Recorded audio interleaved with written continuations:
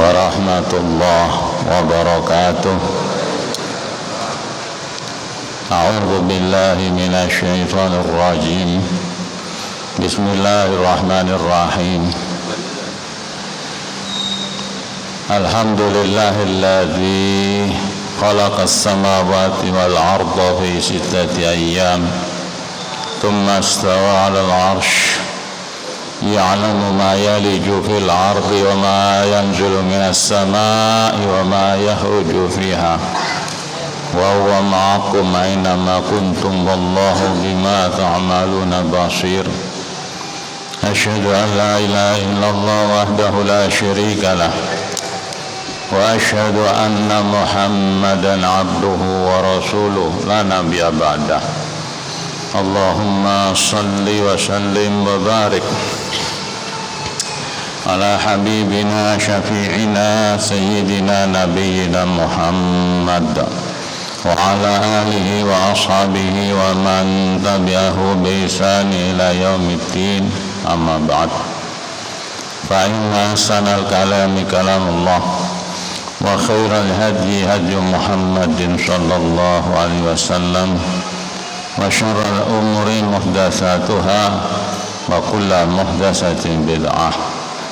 فقد قال رسول الله صلى الله عليه وسلم عن معاوية بن أبي سفيان: "Man yuridillahu bi khairan yufaqihu fid din." Barang siapa yang Allah maukan kebaikan, maka orang itu difaqihkan oleh Allah di dalam agamanya. Oleh karena itu, thalabul ilmi faridatun ala kulli muslimin wa muslimah. Menuntut ilmu itu wajiban bagi muslim laki dan muslim perempuan. Rabbana zidna ilman warzuqna fahman waj'alna minas salihin. Ya Allah, tambahkanlah kepada kita itu ilmu. Ilmu itu bita'allum hadirin, yaitu harus belajar. Warzuqna fahman, dan berikan rezeki kami itu faham. Faham itu tidak belajar, tapi mohon kepada Allah mensucikan jiwa. Qad aflaha man tazakkaha, yaitu untunglah orang yang mensucikan jiwanya itu, sehingga gampang diberi oleh Allah faham kalau orang itu bersih jiwanya. Waj'alna minas salihin, dan jadikanlah kami ini adalah orang-orang yang saleh. Kalau orang saleh itu harus i'tiqad yang benar, ucapan yang baik, dan juga adalah amalan yang sesuai dengan kitabullah dan sunnah. Itu orang yang saleh itu. Maka menuntut ilmu itu suatu kewajiban bagi kita semua. Kita sampai kepada al-ghuslu, yaitu mandi janabah atau mandi besar, hadirin. Memang Allah menghendaki kita itu suci. Ini kan kitab taharah. Karena ibadat terutama sholat dan tawaf kepada Allah, kalau kita tidak suci dari hadas kecil dan hadas besar, maka ibadat kita itu enggak diterima oleh Allah. La sholata liman lam yatawadda, tidak diterima atau tidak ada sholat bagi orang yang tidak berwudu. Maka hadas kecil dengan wudu sudah kita lalui, sekarang adalah al-ghuslu, yaitu mandi. Ada secara maknawi dan ada secara hasasi dalam kita bersuci. Hasasi, hassa itu adalah perasaan, ya. Jadi maksudnya adalah secara zahir kita itu membersihkan baju kita, tubuh kita, tempat sholat kita. Tapi maknawi, kita harus mengangkat kesucian jiwa kita itu dari riya, dari sum'ah, dari segala hal yang bisa menggugurkan ibadat kita. Karena walaupun kita sudah zahir atau suci badan, tempat, pakaian, tapi jiwa kita nggak suci, ini mardud. Allah menyatakan wa ma umiru illa liya'budullaha mukhlishina lahuddin. Mereka itu tidak diperintah oleh Allah melainkan untuk ibadat kepada Allah. Otomatis kalau salat ya dengan tohara secara hasasi itu, tapi maknawinya haruskah kita itu dengan ikhlas, mukhlishina lahuddin, yaitu ikhlas beragama kepada Allah. Sehingga dua-duanya itu harus kita lakukan, suci zahir dan suci batin. Cuma yang kita pelajari ini masih dalam masalah suci zahir. Kalau si batin itu nanti itu masalah ikhlas, masalah riya, masalah sum'ah, masalah kotornya syawaib yang ada dalam kulub kita, jantung kita ini. Dalam kitab Al-Wajis, yaitu kitab fikih kecil, mujibatuhu, yang pertama adalah hal yang bisa mewajibkan kita untuk mandi. Itu ada 5. Satu adalah khurujul mani fil finum, keluarnya sperma, baik itu waktu kita jaga atau waktu kita tidur. Kadang-kadang tidur kita itu mimpi lalu keluar sperma, atau juga begitu kita nggak mimpi tapi kita bangun tahu-tahu kok di celana atau di sarung kita atau di selimut kita itu ada basah-basah, berarti kita telah keluar sperma. Maka di sini dasarnya adalah sabda Nabi, innamal ma' minal ma'. Pendek sebetulnya, sesungguhnya air itu adalah dari air. Al-ma' minal ma', al-ma' dan al-ma' sama, air. Air yang pertama itu yang dimaksud adalah air untuk mandi, sedangkan air yang kedua itu adalah air sperma. Maksud hadis yang pendek ini bahwasanya wajibnya orang itu mengguyur tubuhnya dengan air apabila ada sperma yang keluar, itu maksudnya. Cuman Masya Allah, Allah itu memberi kepada Nabi itu jawami'ul kalim, yaitu ucapan yang pendek tapi mencakup makna yang sangat dalam. Al-ma' minal ma', gampang dihafalkan ya. Air itu dari air, maksudnya adalah kewajiban mengguyur tubuh kita seluruhnya dengan air ini apabila ada air, yaitu ada sperma. Wa Ummi Salamah anna Ummu Sulaim qalat, dan dari Ummu Salamah. Ummu Salamah ini istri Nabi ya, asalnya istri daripada Abu Salamah. Setelah meninggal beliau itu lalu dinikahi oleh Nabi SAW. Anna Ummu Sulaim qalat, bahwa Ummu Sulaim pernah mengatakan, Ummu Sulaim ini ibunya Anas, ya Rasulullah, inna Allah la yastahi minal haqq. Ya Rasulullah, sesungguhnya Allah itu tidak malu daripada kebenaran, yakni demi untuk kesucian kita semua dan kebaikan kita, Allah itu menjelaskan kepada kita hukum-hukum itu. Kalau kita ya harus malu, hadirin, itu Allah, haknya Allah. Jadi Allah itu tidak ada malunya. Kalau kita manusia harus malu. Jangan didasarkan lalu innallaha la yastahi minal haqq, Allah itu tidak malu kepada kebenaran. Lalu Anda jingkrang-jingkrang di masjid atau ini, ada apa malu? Oh, Allah tidak malu, nggak boleh. Kalau kita malu ada aturannya itu. Bahkan al-haya'u minal iman, malu itu sebagian dari iman.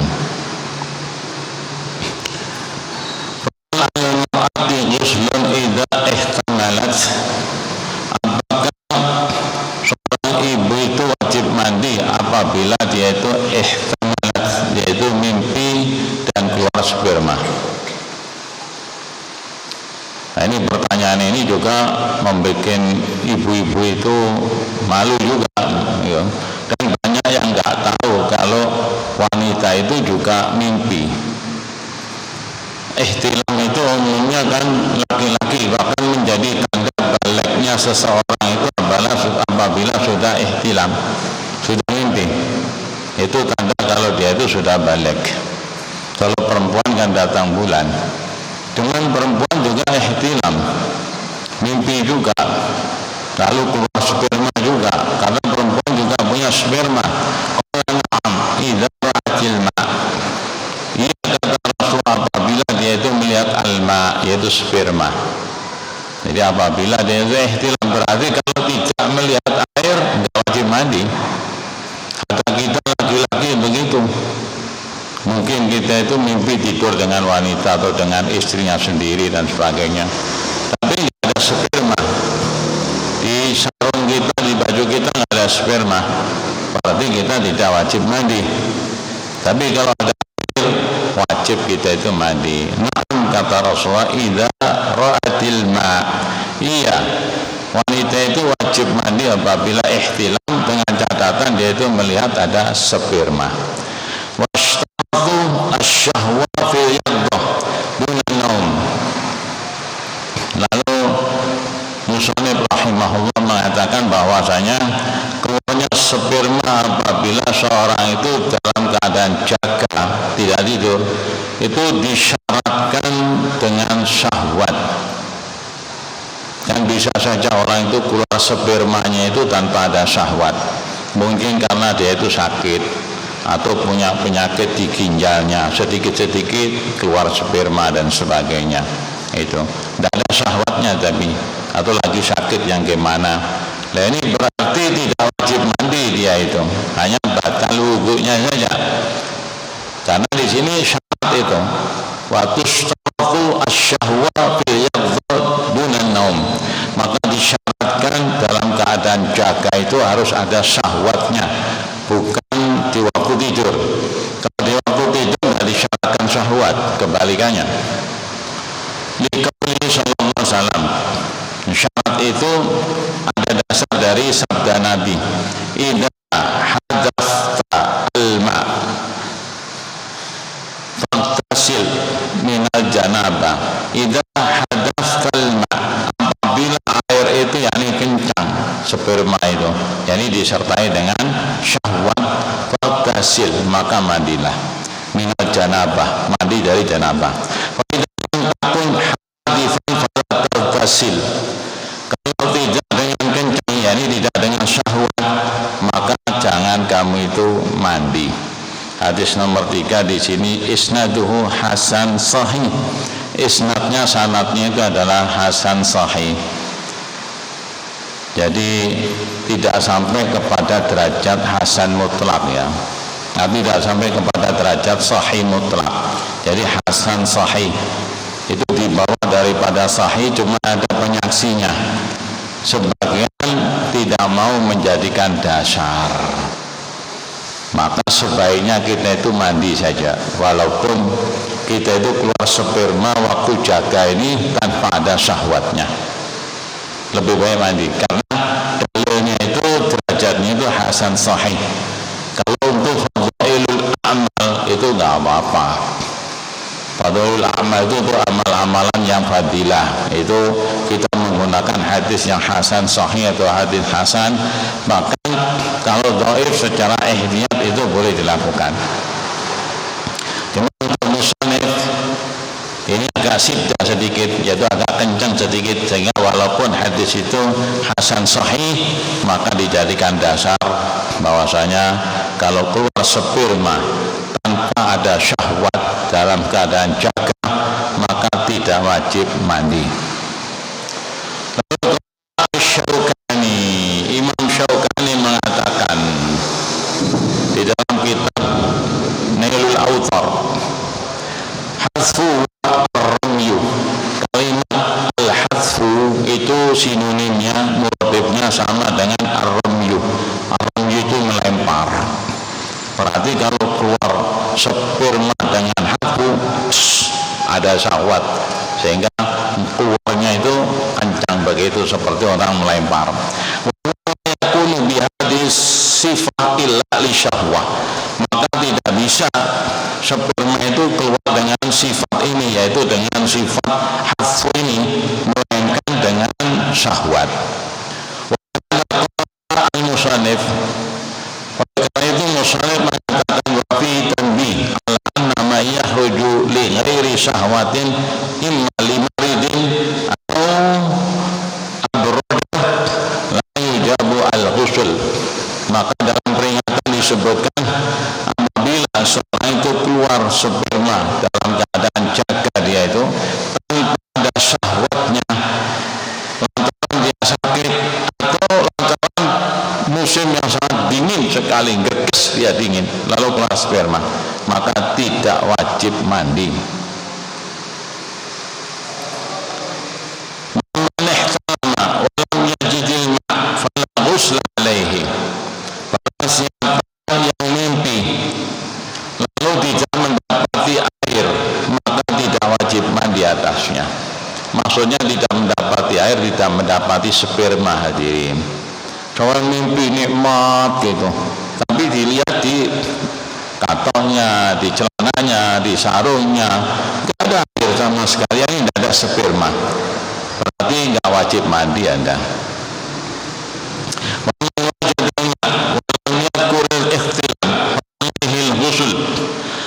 Siapa yang mendapatkan air tapi tidak ingat kalau dia itu ihtilam, maka wajib dia itu mandi. Lah kok ono apa sperma di sarungku ini, kapan mimpi ini? Aku tidak kerasa mimpi deh, wajib mandi. Kebalikan dengan orang yang bangun ya. Jadi tadi hadisnya itu cukup alma minal ma, kalau ada sperma wajib mandi. Umum itu jadi itu juga bisa dipakai sebagai hadis menggugurkan hadis yang hasan sahih tadi itu. Kalau keluar sperma itu ada kan, tapi dia itu dalam jaga dan tidak ada syahwat, maka tidak wajib mandi. Kalau dibandingkan dengan innamal ma' minal ma', ini lebih sahih, ini menggugurkan yang hasan sahih tadi. Cuman beliau itu menggunakan tarikal korin itu dilakukan kedua-duanya, dipakai kedua-duanya. Wa man ihtalama wa lam yajid ma fala ghusla alaih wa man wajada al ma wa lam yadhkur ihtilam fa alaihi al-ghusl. Aisyah mengatakan su'ila Rasulullah sallallahu alaihi wasallam anir rajul yajidu al-balal wa la yadhkuru ihtilam. Rasul tanya, ya Rasulullah, saya mendapatkan sarung saya atau celana saya basah, tapi saya tidak merasa mimpi, tidak merasa apa-apa. Pakal yagtasil, dalam mandi. Wa anir rajul yanahu qardih tanama wa la yajidu al-balal. Sebaliknya ada orang, ya Rasulullah, semalam saya mimpi tidur sama ini, tapi nggak ada air, artinya tidak ada sperma di tubuh saya. Pokoknya la ghusla alaihi, tidak ada wajib mandi atasnya. Jelas hadirin ya, yang pertama hadirin yang mewajibkan orang itu mandi. Yang kedua jima wa illam yunzil, yaitu jima walaupun tidak keluar sperma. Ini juga menjadi perselisihan di tengah ahli furu' itu. Perselisihan yang demikian itu tidak masalah hadirin. Jadi umpama ditanyakan gimana orang yang lagi jima tapi tidak keluar spermanya, apa wajib mandi atau enggak? Ini ada dua pendapat. Ada yang mengatakan wajib mandi, ada yang mengatakan enggak, karena kembali kepada pokok hadis alma minal ma, air dari air, enggak ada sperma kok kita mandi di situ. Terasa nikmat, tapi ihtilam kan begitu juga, nikmat tapi tidak ada sperma yang jatuh di baju. Itulah luasnya yang namanya fikih itu. Cuma kita mengikuti yang beliau uraikan. Al-jima walaupun tidak keluar sperma maka wajib mandi. Dari Abu Hurairah, Nabi sallallahu alaihi wasallam idza jalasa baina syu'abiha al-arba thumma jahada faqad wajaba al-ghusl wa illam yunzil. Apabila dia itu duduk di antara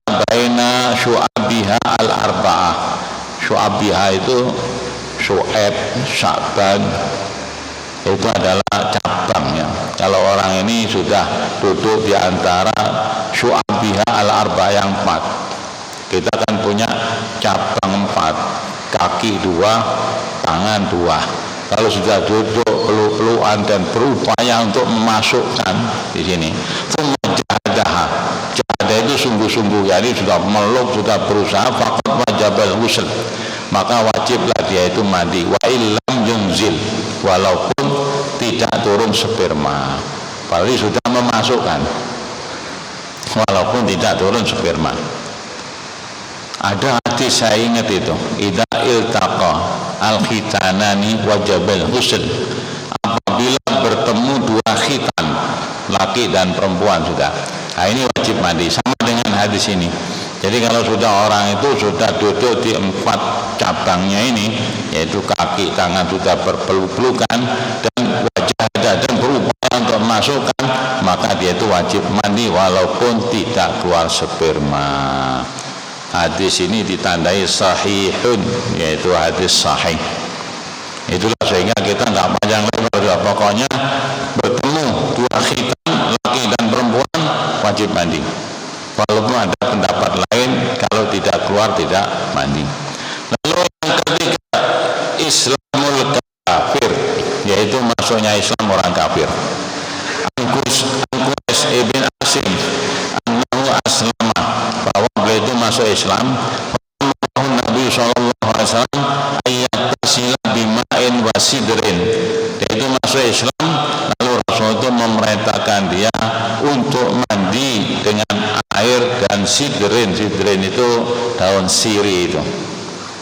Jadi yang ketiga adalah apabila orang itu kafir lalu masuk Islam, maka wajib dia itu mandi janabah atau mandi besar itu. Ada juga riwayatnya Adi bin Hatim, itu adalah orang Arab yang masuk Nasrani karena dia itu dari kabilah Razan yang ada di Suriah sana, yang oleh Raja Romawi itu, karena dia itu satu-satunya Arab yang Nasrani, diangkat dinobatkan menjadi penguasa di sana. Kaya raya dia itu. Akhirnya dia itu masuk Islam. Nah, sebelum masuk Islam ketangkap, dicencang di tiangnya masjid oleh kaum muslimin atas perintah Rasulullah. Tiap Rasulullah lewat itu sholat subuh, dia ini Nasrani ini, dia itu melihat Rasul dan Rasul melihat beliau itu. Lalu suatu ketika tanya, apakah ada kebaikan pada kamu wahai Adi bin Hatim? Ada ya Rasulullah, saya orang yang cukup, kalau engkau melepas saya orang yang berbudi, akan balas. Rasulullah diam, sholat subuh, si Adi mendengarkan. Lalu hari yang berikutnya Rasulullah mengatakan lepasan Hatim itu. Rasulullah tahu kalau dia itu masuk Islam, dilepas ikatannya, lalu disuruh mandi, dan beliau itu mandi seperti mandi janabah begitu. Berarti orang yang masuk Islam dari kekafiran mandi. Cuma yang menjadi kisah juga, waktu Rasulullah membaca di depan Hatim, ittakhadhu akhbarahum wa ruhbanahum arbaban min dunillah, orang Nasrani itu menjadikan rahibnya dan pendetanya itu sebagai sesembahan, arbaban min dunillah, selain Allah. Maka Adi bin Hatim mengatakan, ya Rasulullah, tidak ada loh, saya ini Nasrani loh ya, tidak ada orang Nasrani itu menyembah kepada rahibnya, enggak ada Nasrani itu menyembah kepada pendeta, tidak ada ya Rasulullah. Lalu dijelaskan oleh Rasulullah, yang maksud rububiyah itu ada beberapa. Di antaranya adalah kalau seseorang itu menghalalkan sesuatu yang diharamkan oleh Allah, atau sebaliknya mengharamkan sesuatu yang dihalalkan oleh Allah, lalu diikuti, berarti dia itu menjadikan pendeta itu sebagai rububiyah, atau orang itu rububiyah. Jadi jangan disangka menjadikan seseorang itu sebagai Rob itu hanya sujud, disujudi dulu, enggak. Tapi ada beberapa poin di situ, yaitu masalah tasyrik. Kalau orang membuat syariat baru yang tidak ada dalam Islam lalu diikuti, berarti Anda menyembah orang itu. Oleh karena itu di Islam itu diwanti-wanti, jangan sampai kita itu membuat bid'ah. Dalam hadis para sahabat ketemu Rasulullah di Telaga Kautsar, ada beberapa yang nggak bisa dimasukkan neraka, ternyata karena mereka itu membuat bid'ah, bahkan ada yang murtad sehingga mereka masuk neraka kekal kalau yang murtad. Kalau yang bikin bid'ah sesuai dengan bid'ahnya itu, iyadzubillah itu. Jadi itu diantaranya bahwa jangan sampai kita itu wala taqfu ma laisa laka bi'ilm, jangan kamu mengikuti yang kamu belum ada ilmu. Kalau kamu ikuti di situ dengan sengaja kamu tidak ada ilmu, berarti kamu menyembah orang itu walaupun tidak rukuk dan tidak sujud. Jadi memang rububiyah itu satu adalah khalik, penciptaan.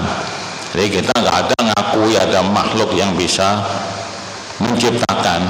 Ada khalqullah faruni madza khalaqu min duni. Ini makhluk-makhluknya Allah ini. Tunjukkan kepada saya siapa yang menciptakan ini, yang selain Allah yang tidak ada di situ. Lalu tadi itu yaitu masalah tasyri' hukum, karena Allah itu tidak berserikat membuat hukum dengan siapapun. Lalu yang ketiga itu adalah pembantu Allah. Allah tidak mengambil manusia dari pembantu, dari anaknya Allah, tidak ada. Jadi walaupun kita itu tidak nyembah, kalau kita ngakui berarti kita menyembah itu. Lalu yang keempat itu syafaat. Orang musyrikin itu adalah ahli ibadat dan mereka itu mengerti rububiyah, cuma mereka itu ingkar badal ikrar, yaitu mereka itu mengingkari setelah mereka mengikrarkan. Bahkan kalau mereka itu terbawa di sampan sudah mau tenggelam, dia itu berikrar kalau Allah yang menyelamatkan, tapi setelah diselamatkan mereka itu mengingkari. Jadi lebih busuk daripada orang muslim yang bodoh. Kalau dikatakan orang musyrik itu lebih baik dari orang muslim, ini pendapat Khawarij ini membahayakan kepada kita. Jadi yang benar, orang musyrik itu lebih busuk daripada orang muslim yang sangat lemah. Sampai Allah menyatakan wala tankihul musyrikati hatta yu'min wala amatun mu'minatun khairun min musyrikatin walau a'jabatkum. Jangan sampai kalian itu mengawini orang perempuan musyrikah, seorang mukminah walaupun budak, wanita mukminah budak nggak ngerti apa-apa. Budak kan biasanya nggak ngerti apa-apa biasanya, tapi perempuan sekali itu lebih baik daripada wanita musyrikah walaupun dia itu sudah raja, sudah intelektual luar biasa, karena mereka kafir itu. Jadi jangan sampai menyamakan orang muslim dengan orang kafir, apalagi mengatakan orang kafir lebih baik daripada orang muslim. Orang kafir, satu, musyrik itu tidak percaya dengan Nabi Muhammad kalau Nabi itu utusannya Allah. Yang kedua, itu tidak percaya kalau ada kebangkitan setelah kematian ini. Itu jahatnya orang musyrik itu. Jadi tidak percaya kalau akan ada kebangkitan. Yang ketiga, tidak percaya adanya akhirat. Ini semua orang musyrik itu begitu. Tidak percaya ini sudah tiga ini. Kalau dengan ahli kitab, makanya nerakanya ahli kitab itu ada di atasnya mereka. Kalau ahli kitab itu percaya adanya akhirat, mereka itu percaya adanya kebangkitan, cuma tidak percaya kepada Isa sebagai nabinya Allah. Lalu orang ahli kitab dari Nasrani tidak percaya kalau Muhammad itu utusan Allah. Jadi orang Yahudi nggak percaya Isa, nggak percaya Nabi Muhammad, tetap mereka itu memegang Taurat mereka itu. Itu kekafirannya mereka itu. Kalau masalah rububiyah tentang kekuasaannya dan sebagainya, ini di dalam surat Al-A'raf ayat 171 Allah sudah menerangkan bahwa semua Bani Adam ini sudah dikeluarkan waktu Adam sudah diciptakan. Lalu ditanya oleh Allah, alastu birabbikum qalu bala syahidna. Kita semua sudah mengatakan, bukankah saya itu Rabb kalian? Mereka itu mengatakan, betul, kami telah menyaksikan ya Allah bahwa engkau adalah Rabb kami rububiyah. Lalu dimasukkan lagi, nanti kalau sudah lahir kamu, aku kirimkan kitab dan aku bangkitkan Rasul untuk memanggil supaya kita konsekuen dengan ikrar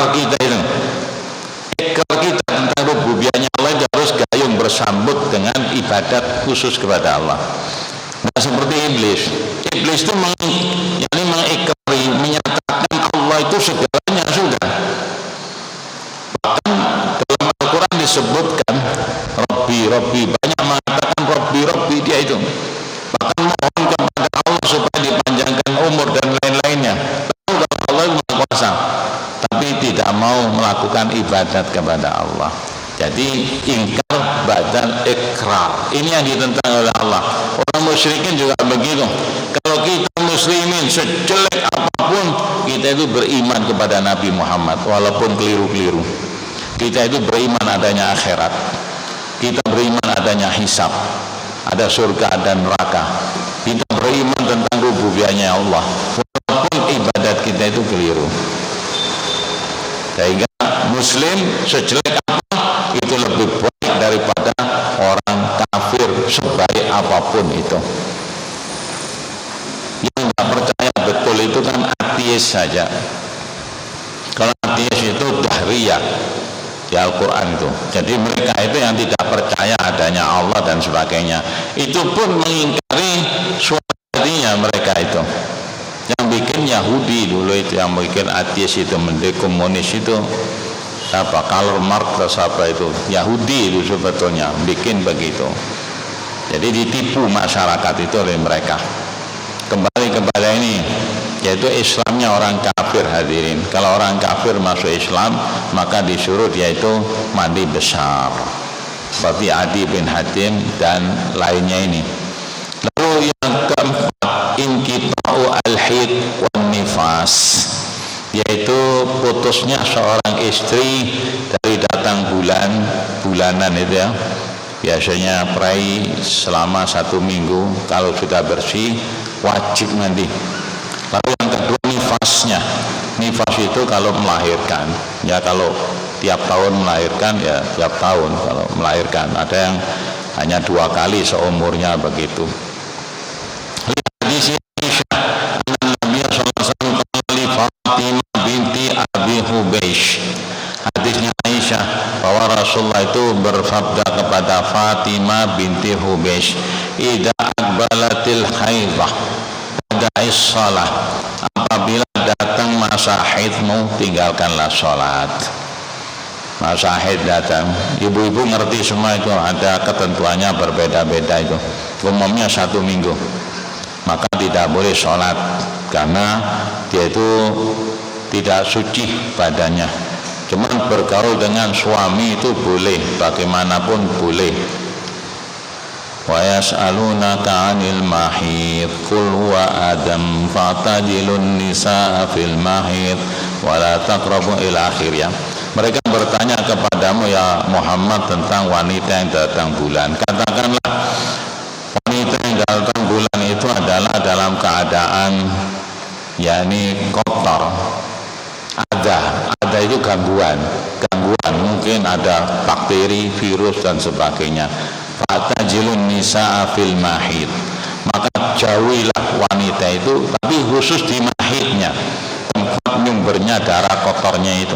Kalau tubuhnya semua itu halal, sehingga menggauli wanita yang datang bulan, istri kita itu enggak apa-apa. Cuman haram memasukkan zakarnya saja, jadi tidak boleh dimasukkan. Kalau kiranya nggak mampu ya jangan. Kalau mampu nggak apa-apa di situ.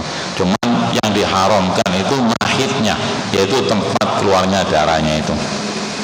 Nah, kalau itu maka tinggalkanlah sholat.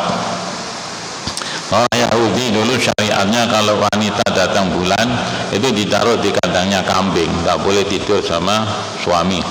Harus di luar rumah, nggak boleh nyiapkan makanan dan sebagainya, nggak boleh, seperti najis begitu. Makanya ayatnya itu wa yas'alunaka 'anil mahid, dan mereka umat Islami tanya tentang mahid itu, apakah harus kita perlakukan seperti Yahudi, kita bikinkan kandangnya kambing istri kita? Ternyata enggak. Fa'dzilu nisa fil mahid, itu saja.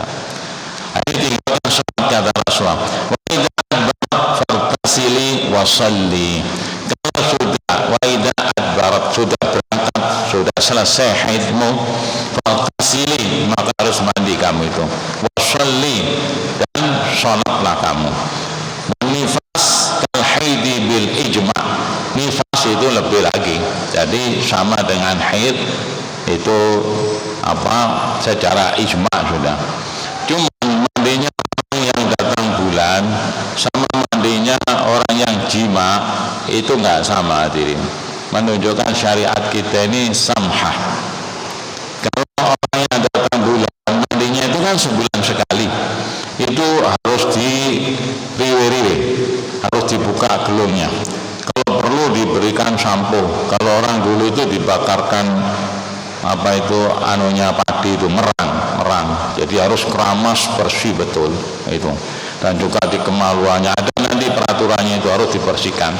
Tapi kalau jima enggak, rambutnya itu walaupun tidak diore-ore tidak apa-apa, nanti insya Allah ada sendiri. Hasil berbeda mandi nifas, mandi haid dengan mandi keluar sperma atau jima dengan suami.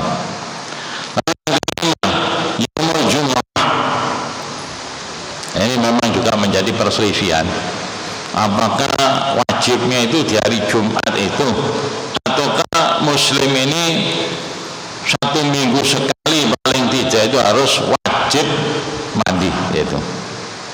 Jadi seminggu sekali wajib mandi.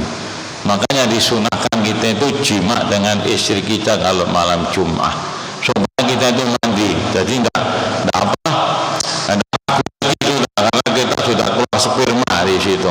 Jadi kita mandi besar itu.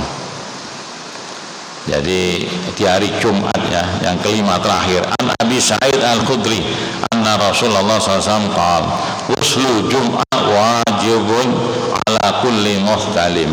Mandi Jumat itu adalah wajib bagi tiap-tiap orang yang muhtalim, yang sudah balik. Dikasih tanda 4 muttafaqun alaih, yaitu riwayat Bukhari dan Muslim. Berarti sudah sangat sahih. Jadi lebih baik, lebih afdal kita itu pokok hari Jumat kita itu mandi janabah, hadirin, mandi besar. Wa ima subuhnya, atau yang tepat itu yang mau pergi ke Jumatan jam 10 lah atau setengah 11. Oh, sekarang ya saya sampai itu males-males, tidak ada ke masjid jam 9 itu, walaupun Jumat tidak ada, walaupun takmirnya belum datang ya, belum datang. Datangnya itu menjelang adzan adzan Jumat ya, itu pun sedikit. Kalau pelajar agak banyak yang tidur yang di depan itu, umumnya gitu. Jadi kita mandi lebih dulu. Kita perhitungkan Jumat itu, hadirin, kalau perlu jam-jam 8 itu tidur kita itu sejenak supaya tidak ngantuk. Kalau memang ngantuk, kalau sudah tidak biasa tidur ya jangan. Tapi kadang-kadang ngantuk itu tidurkan aja di rumah sejenak aja, hilangkan ngantuknya, paling banyak setengah jam lah, supaya di masjid itu tegas gitu, tegas dan bisa mendengarkan khutbah dengan baik. Dan itu wajib itu. Wong memperingatkan anak-anak yang mainan tidak boleh kok.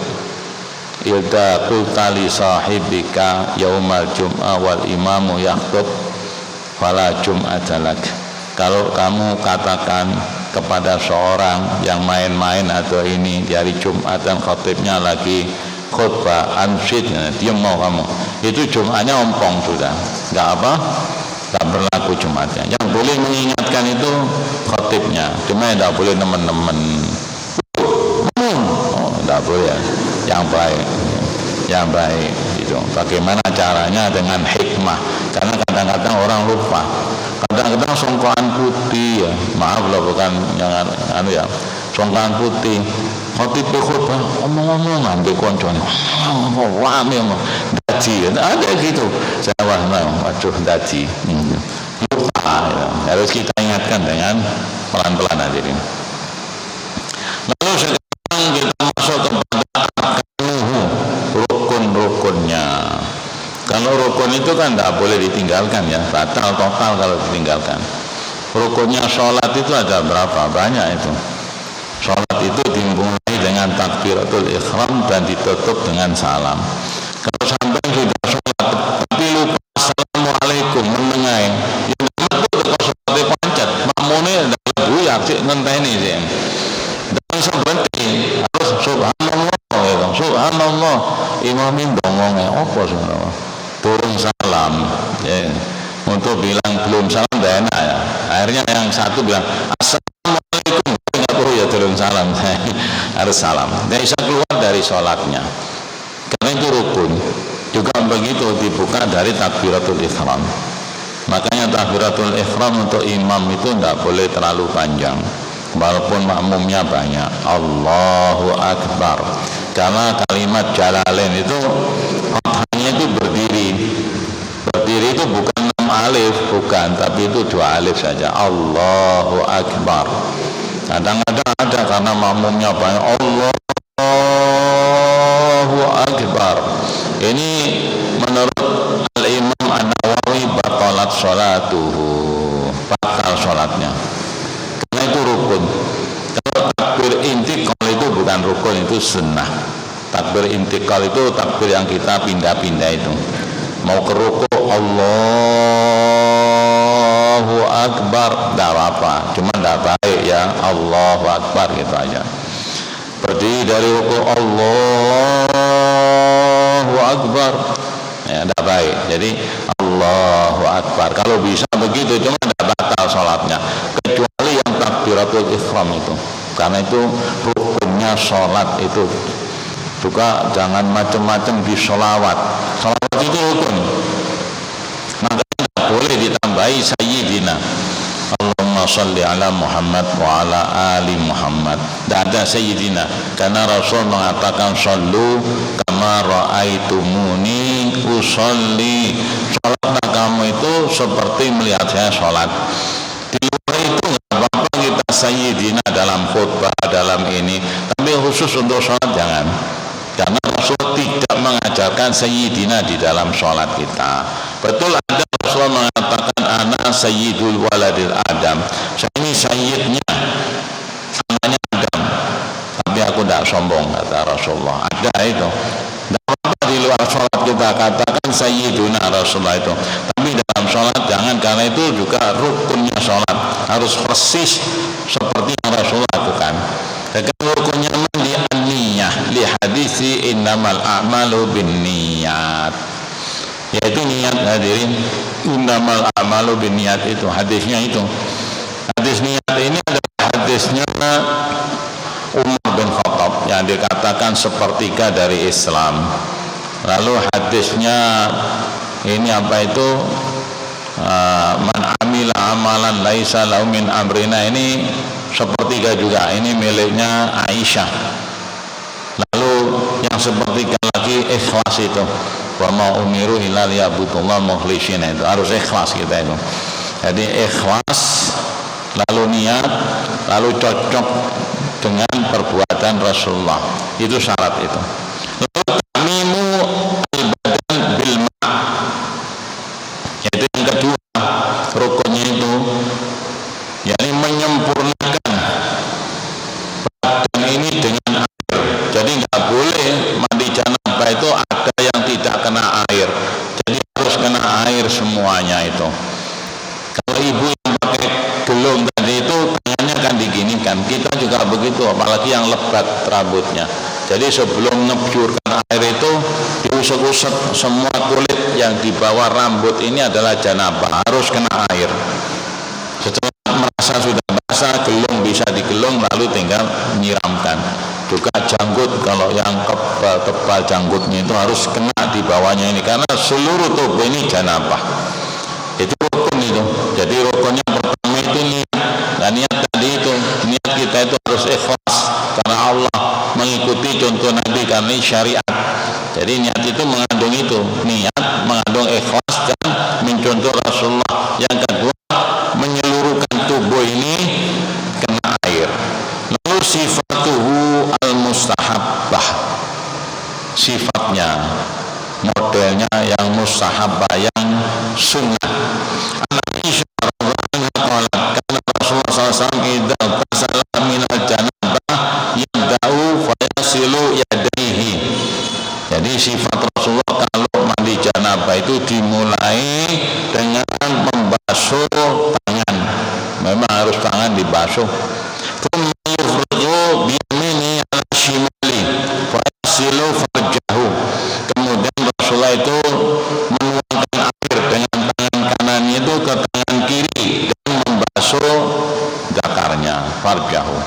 dibasuh yang bersih itu. Kemudian wudhu Rasulullah itu wudhunya untuk sholat. Berarti kalau wudhu untuk sholat, ingat celah-celah jari kaki itu dibasuh ya dengan driji ini. Coba sampai praktekkan itu nanti driji itu. Bisa jadi ini termasuk ini pijet ini bisa menyehatkan kita. Ini Rasulullah selalu begitu, dari sebelah kanan dulu, dari jari yang kecil kelingking ya, ser pindah celah itu berapa, 4 ya, terus pindah yang carry gitu. Itu coba kan, tiap kita wudhu begitu, itu termasuk mijet kan, itu pelan-pelan begitu. Pasti apa yang dianjurkan oleh Rasulullah itu ada apa? Hikmahnya, pasti ada hikmahnya itu. Sama dengan Rasulullah ngomoti ya, jarinya kalau habis makan itu diomoti itu, jari-jarinya Rasulullah itu. Ternyata hikmahnya besar antara jari dengan lidah kita itu. Ya, itu juga begitu, tapi pakai kiri lah, bukan kayak kanan ya. Itu praktekkan karena kita ingin mencontoh Rasulullah itu, praktekkan. Memang pertama sulit hadirin, dipraktekkan. Jadi di sini pendek itu kemudian Rasulullah wudhu seperti wudhunya untuk sholat, yaitu sempurna wudhunya, pakai kumur-kumur, masukkan air ke hidung dan sebagainya.